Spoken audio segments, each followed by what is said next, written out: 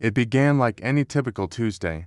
Children were giggling, educators were conversing by the benches, and the gentle spring sun cast its warm glow. The pavement of Westfield Elementary's playground. But in just 30 seconds, everything shifted with Noro, the German Shepherd canine, who was recently assigned to the safety program at school, came to a halt during recess.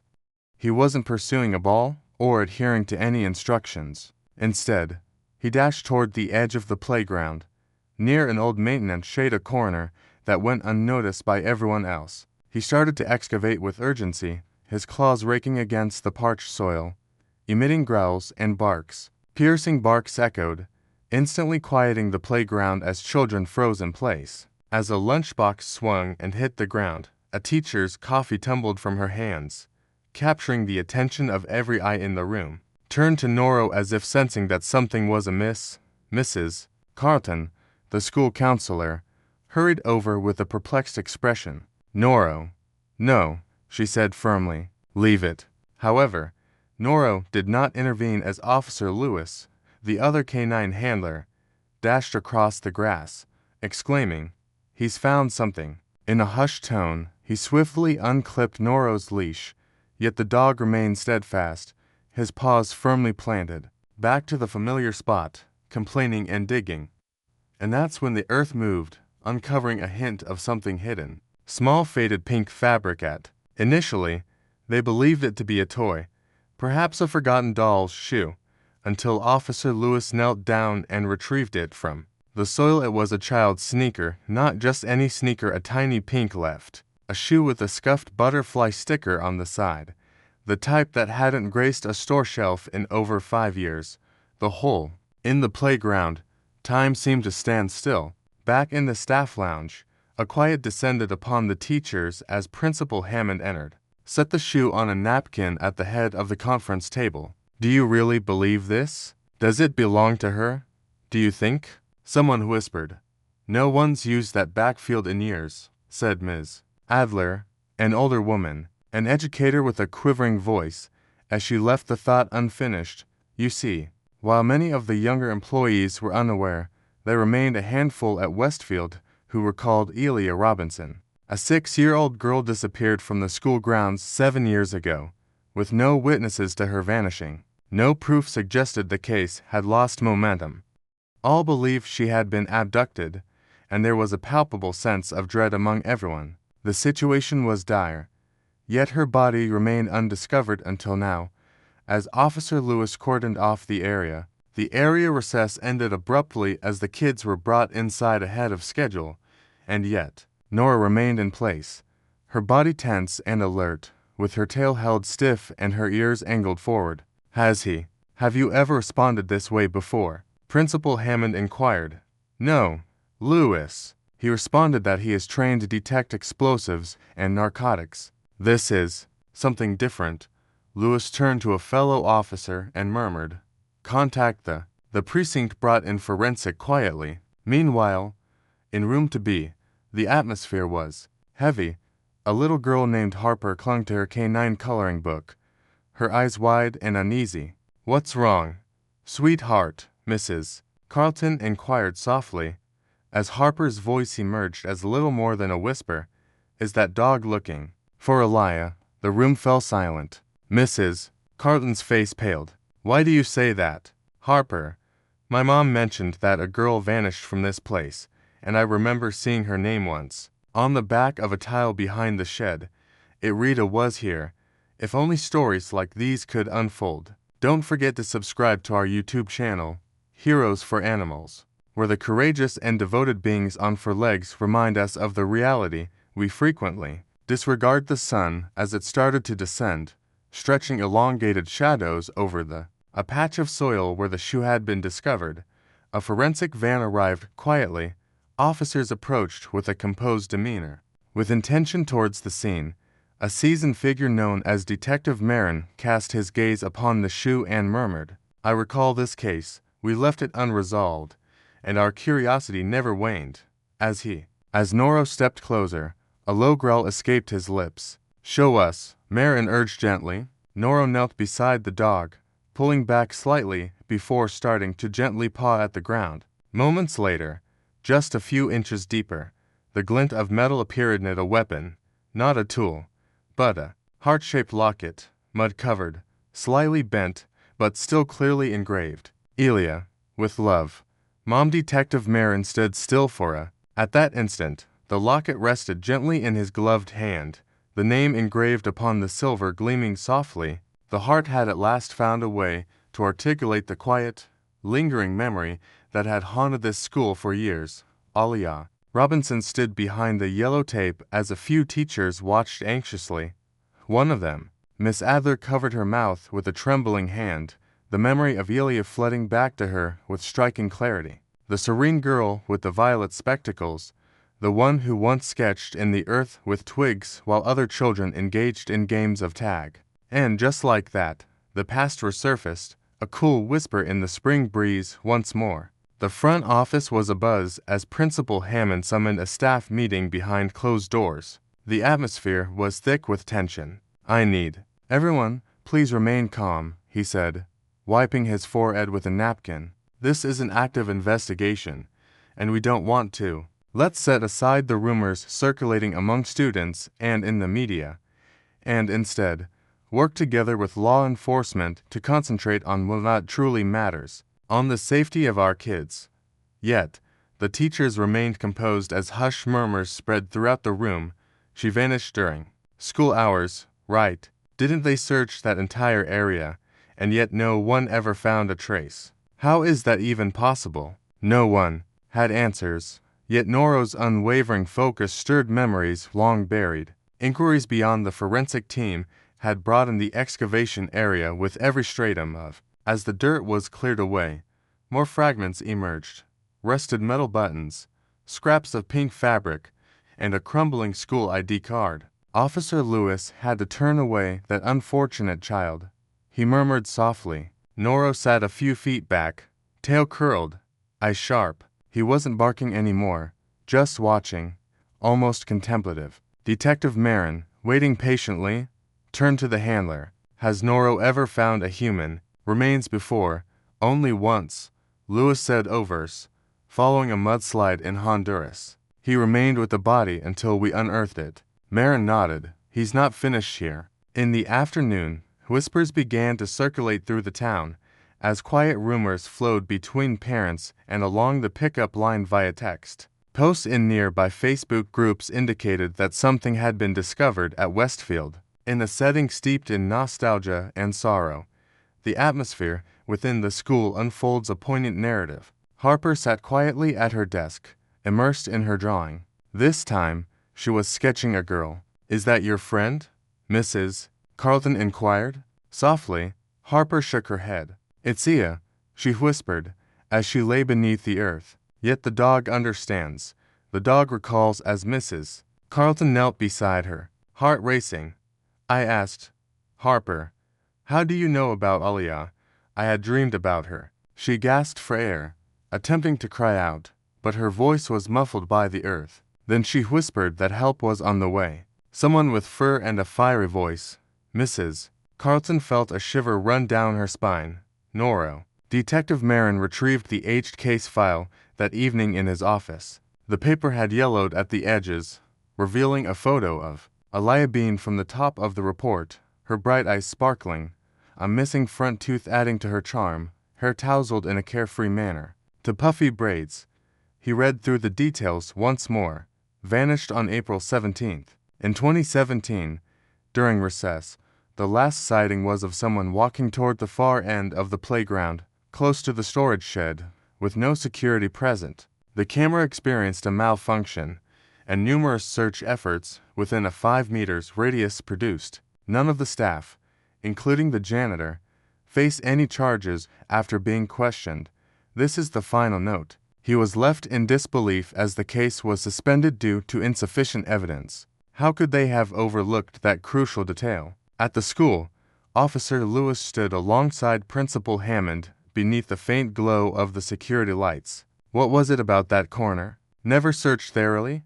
Lewis asked. Hammond hesitated. I don't know. I wasn't the principal at that time, yet the records indicate that the grounds were cleaned on several occasions. Was there anyone who had access to the? Hammond spoke softly about the maintenance shed, mentioning only the janitor and a handful of staff. Mr. Dumbly Lewis frowned.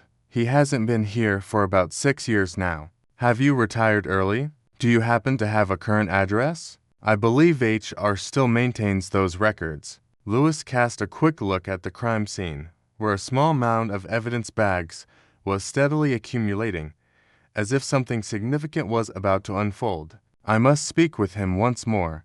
That evening, news vans gathered along the perimeter of the school. Despite the police's attempts to maintain silence around the scene, reporters began to speculate about the parents involved, question everything, and yet the sole individual who had genuinely discovered something remained silent. Silence enveloped the scene as Noro lingered beside Officer Lewis's patrol car, observing the diminishing light. Attentive and alert, he refrained from pursuing birds or seeking out treats, just observed the area where the earth had been unsettled, as if it were anticipating someone to recognize what remained unnoticed, uttered, and then an unusual occurrence took place. A first-grade student named Lily who possessed, too young to have ever met Alia, she walked past the site, holding her mother's hand. Suddenly, she stopped and pulled her arm. Free walked right up to Noro and placed her tiny hand on his head. I had a dream, she whispered softly. She asked me to say thank you. Officer Lewis gazed at her startled response. Who told you that, sweetie? Lily smiled softly and replied, the girl with the pink shoe. In just 24 hours, the town of Westfield had transformed in ways unimaginable. Once a close community, this sleepy suburb now thrummed with an undercurrent of tension, akin to a silent storm brewing just beneath the surface. Along Main Street, parents accompanied their children to school rather than simply dropping them off, while teachers secured their classrooms. Classroom doors remained closed even during recess, while neighbors who hadn't exchanged words in years were now sending each other late-night texts filled with rumors. As the night unfolded, a singular question echoed among the crowd. Who was it that buried Alia? At the precinct, Detective Marin scrutinized the old personnel records that Principal Hammond had sent over regarding Harold Dunley. He whispered quietly, the former assistant janitor had retired on April 28th. In 2017, just 11 days following Ilia's disappearance, there was no record of any disciplinary actions. There are complaints on record, but only a single yellow sticky note from HR2 reference. Folder Dunley was behaving oddly, weeping in the boiler room, claiming he couldn't. Unable to tolerate the noise any longer, an anonymous staff report from May 2017 reveals that Marin seized his keys by mid-morning. Good morning. Officer Lewis and Noro returned to the school, where the dig site had been filled and covered. Yet there was something intriguing about it. The energy lingered in the air, thick and observant, as Noro explored the surroundings with a keen sense of curiosity. At the base of the storage shed, he walked in a slow circle before coming to a stop. He sat down, Lewis's presence lingering in the air. With a furrowed brow, you're implying there's something lurking beneath, aren't you? The canine barked once, then twice, its voice echoing loudly. Urgent, Lewis radioed dispatch. We're going to need ground-penetrating radar. Behind the shed, the focus was on room to be where Harper was immersed in drawing. Once more, Mrs. Carlton had provided her with a serene spot by the window, aiming to maintain her tranquility. However, as she strolled past the small, at the girl's desk, she paused. The paper held a sketch of Elia once more, but this time it was different. Beside her stood a tall figure clad in a janitor's uniform. The expression on their face was devoid of emotion. Yet, in his hand a key ring, and beneath the drawing, Harper had inscribed an unsteady. He locked her in with letters and discarded the key, while Detective Marin advanced. In a small home on the outskirts of Westfield, it sat askew on a cul-de-sac, the paint flaking from its. The yard was unkempt, yet signs of life remained. He knocked once, then twice, and an old man opened the door. The door creaked open, revealing Harold Dunley, a 71-year-old man, stooped and gray-bearded, clad in thick attire, glasses and a flannel shirt that appeared 2 sizes too large. Mr. Dunley, Marin. He flashed his badge and said, "I'd like to ask you some questions about Elia Robinson." Dunley's hands shook. His lips parted, yet no sound emerged. Then he, nodding in the dimly lit living room, Dunley settled into a plaid recliner, his gaze unwavering. On a dusty mantel, he whispered, "I knew this day would come," as Marin sat across from him, notepad closed. "This wasn't about evidence, this was about truth. Were you there the day she vanished?" "Yes, you were among the last to see her. So, why didn't you speak up?"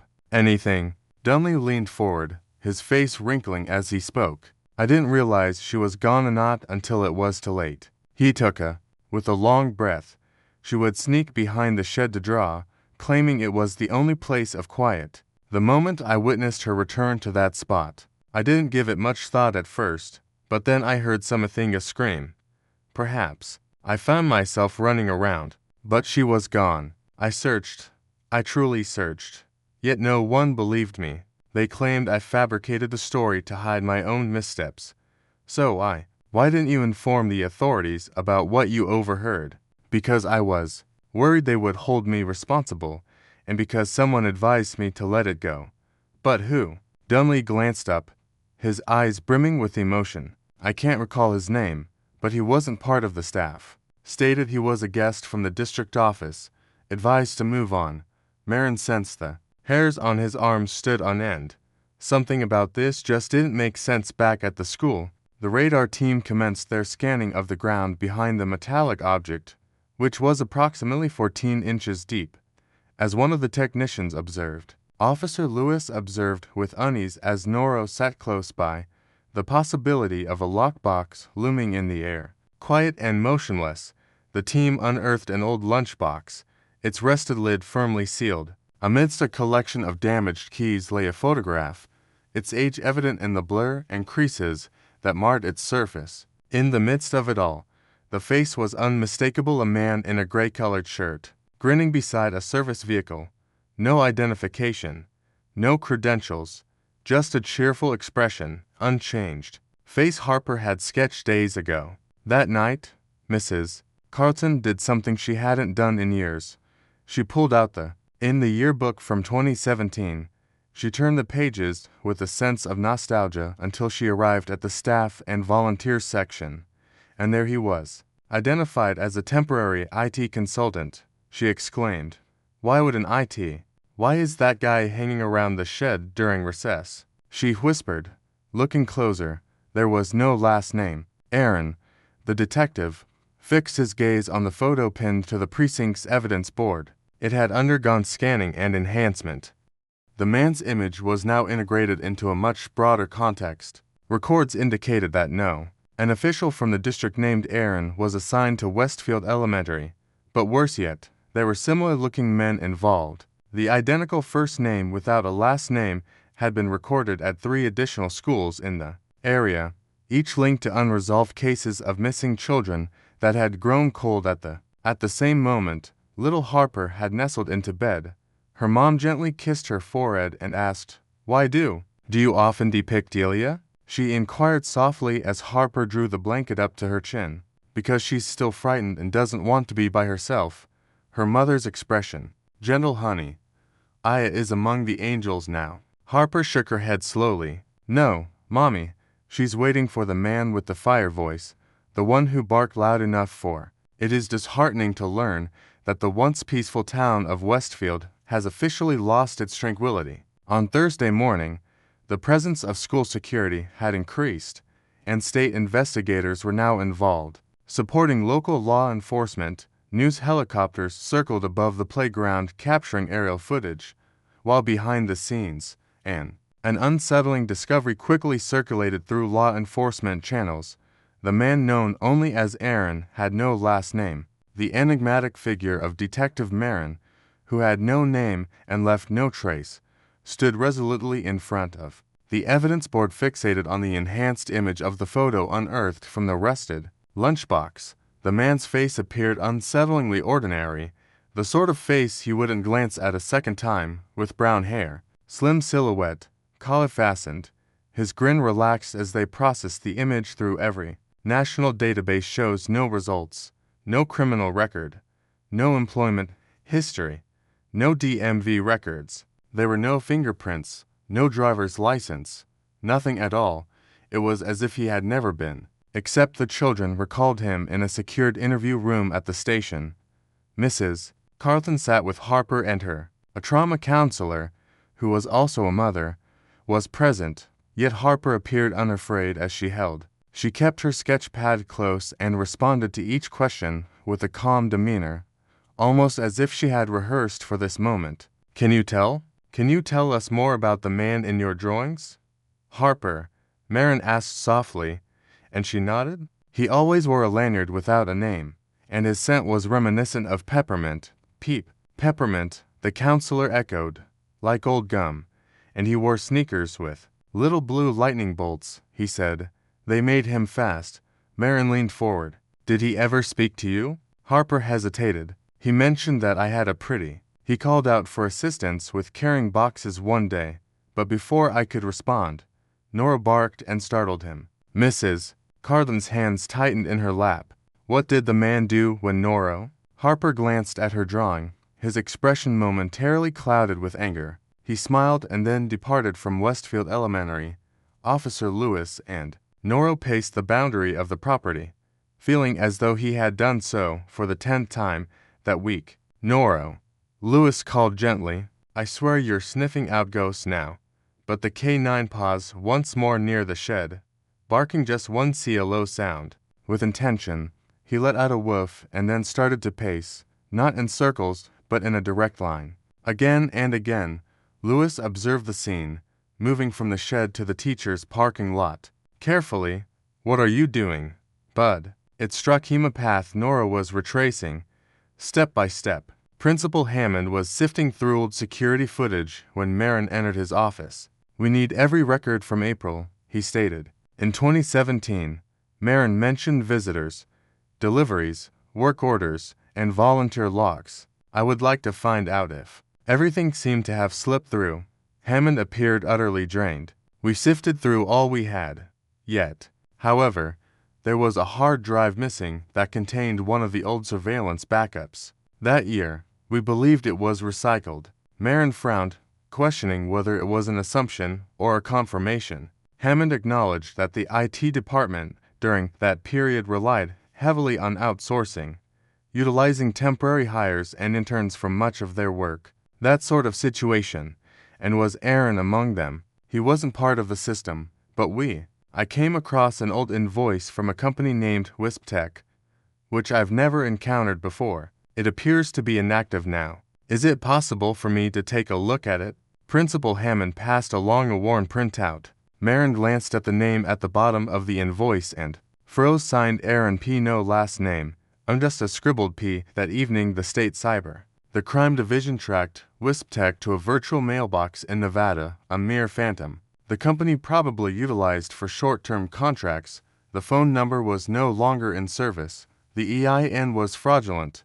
Yet the mailing records indicated that the business was associated with at least 4 schools spanning 2 states, with each school having every school had a missing child, and now, for the first time, as Nora and Officer S. Lewis traversed the familiar path between the shed, a distinct pattern emerged in their footsteps. As they stood in the staff lot, Nora abruptly lunged at a sewer grate, barking loudly 3 times. Lewis moved in cautiously. Initially, it appeared as a collection of discarded leaves, shattered plastic, and mud, yet hidden beneath it all, a small, bent metal badge, faded with time, caught Lewis's attention. He picked it up carefully with gloved hands. A cheap, laminated visitor ID, the sort that one might print out at home.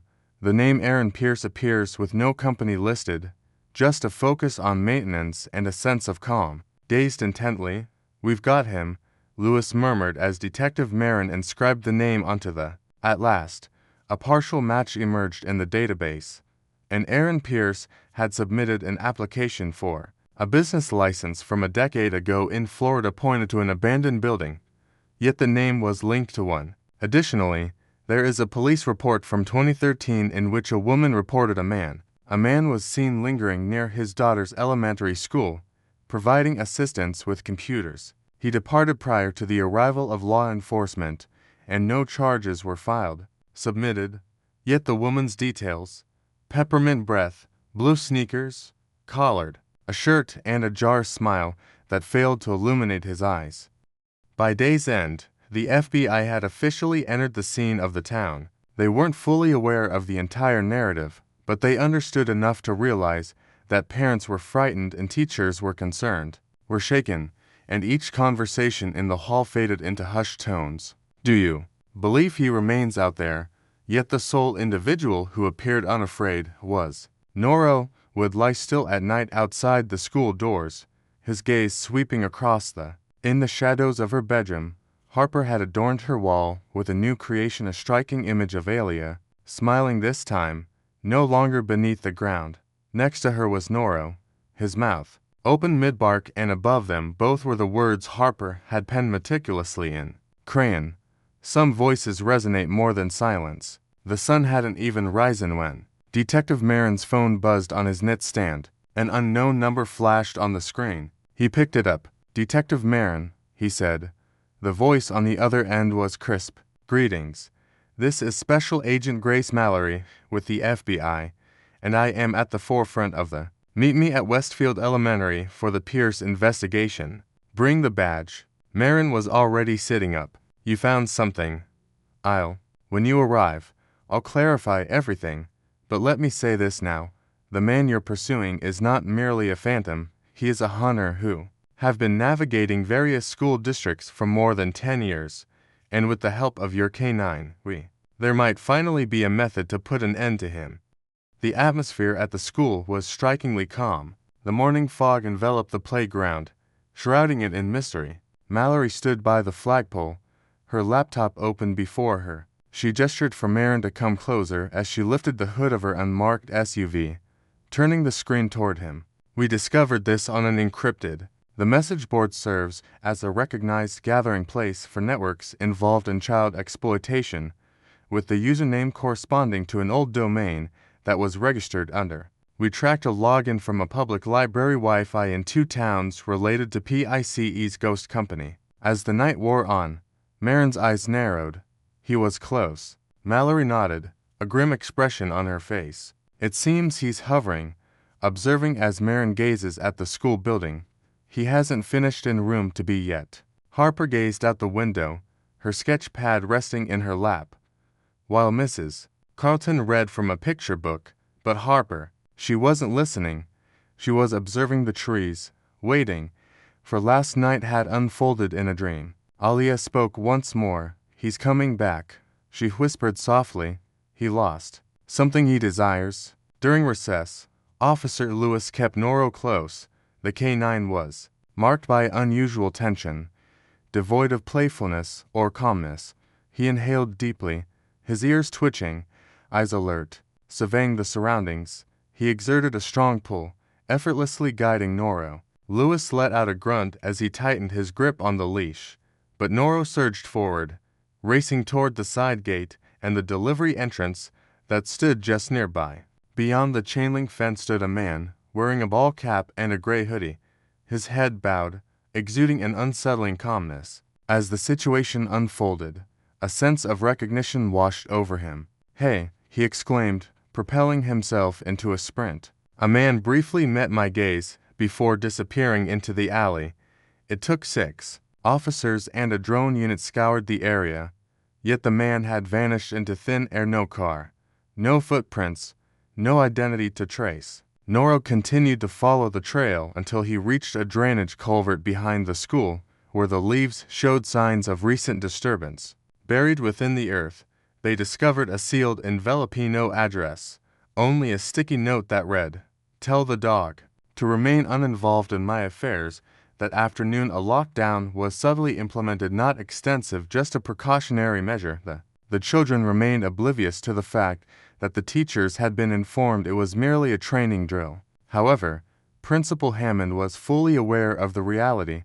He assembled the team, gathered in private, and laid it all out. "We're facing an individual who leaves no trace. Someone who has consistently outsmarted law enforcement for years, but he slipped up this time. He came.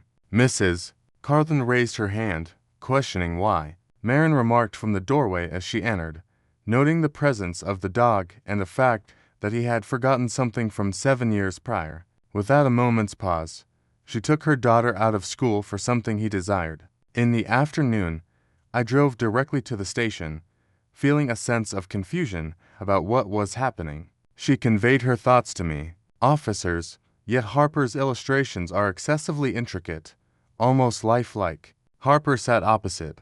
Agent Mallory was coloring quietly when she spoke. He keeps coming back because of the necklace. Everyone in the room fell silent. What necklace? Sweetie, Mallory inquired softly, but Harper averted her gaze. The one Alia buried, the one with the secret inside. They hurried to the evidence lab. The locket discovered beside Aya's shoe was sent for processing, but remained unopened until Marin took the initiative to pry it open. Delicately, while wearing gloves, not capturing an image, but rather a small SD card concealed beneath it, they slid it into the forensic laptop, and it opened to reveal a single file. As the video played, the room fell silent, revealing grainy footage from a hidden camera featuring a young individual. Alia sat in a small, windowless room, tears streaming down her face, when suddenly a man entered. Captured within the frame, his face mirrors that of the man depicted in the sketch, the same one as in the photo, the one with the laminated badge and peppermint breath of Aaron Pierce, but this time, they possessed it. Agent Mallory acted swiftly, initiating a national bolo facial without hesitation. The recognition databases received updates.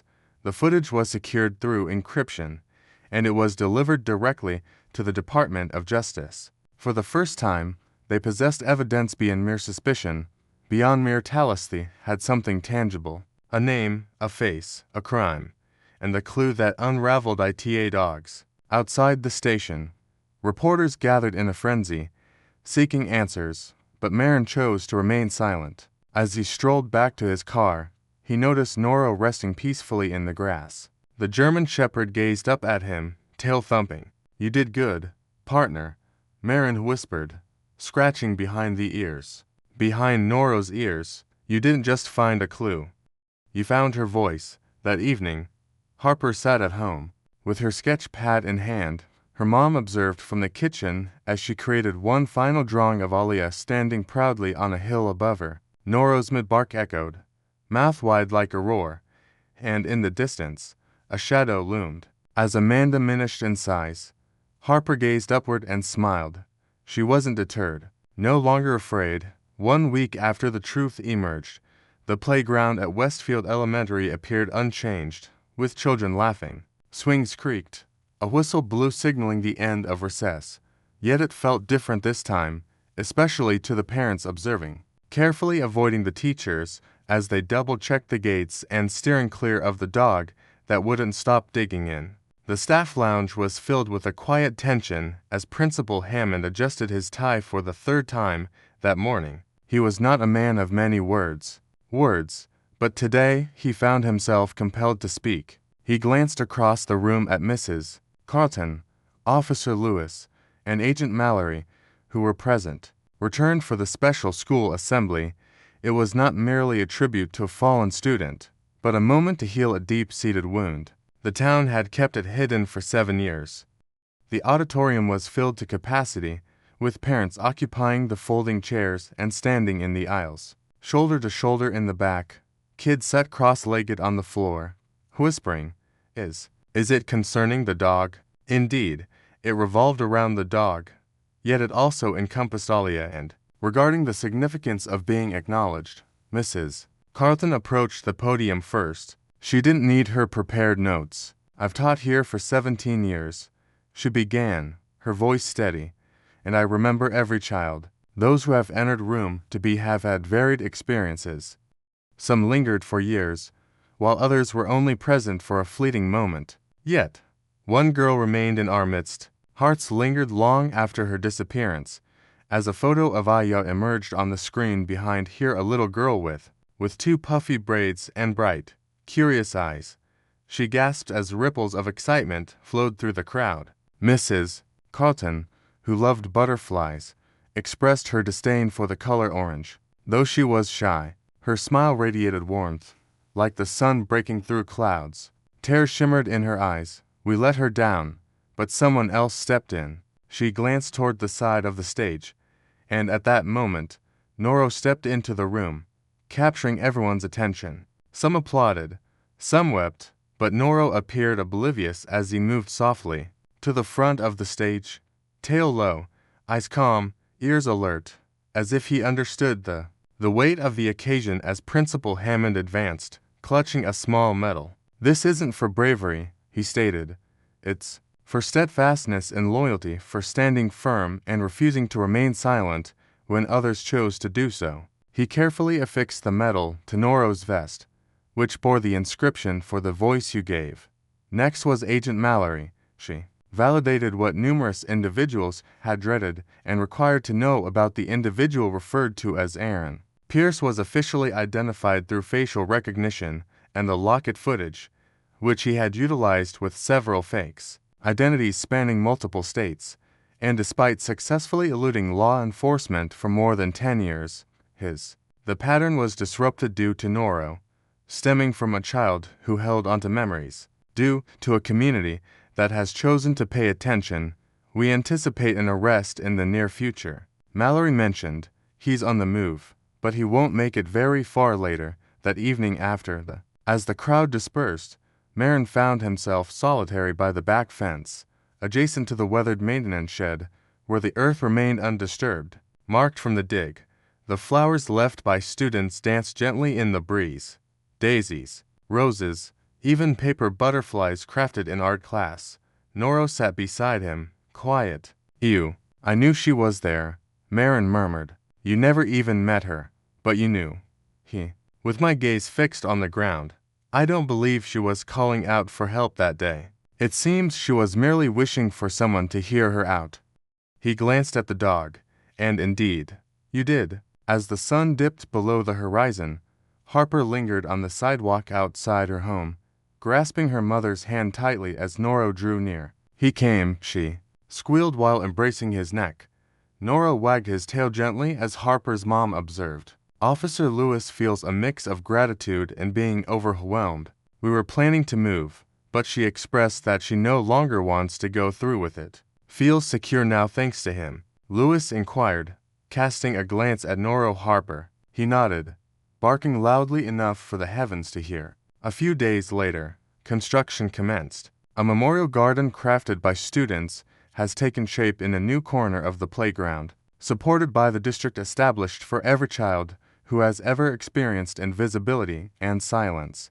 Or overlooked at the heart of it was a bronze sculpture of a German shepherd, not aggressive, not ready to strike, simply sitting quietly, observant. At his paws rested a butterfly, and beneath the statue lay a plaque for those who lay in quietude and the one who stood firm against being a canine officer. In the stillness of the night, Detective Marin sat at his desk, embodying the voice for those who could not speak for themselves. Behind him, the locket rested in an evidence case as he penned a letter intended for Aya's mother, who now resided several states away. She had turned down the invitation to the assembly, claiming it was too overwhelming. Yet she had one request. Marin sat in solitude, her gaze fixed on the paper for what felt like an eternity, before finally penning just 6 words. "Was never truly alone, ma'am." Then he added, "She had a friend waiting to find her," and so, the town moved forward. The case was reopened, and the search intensified, but for the first time in years, it wasn't burdened by shame or fear. It was imbued with purpose, because now it is recognized that justice may not always originate within the confines of a courtroom. At times, it takes root elsewhere, on the ground with a growl.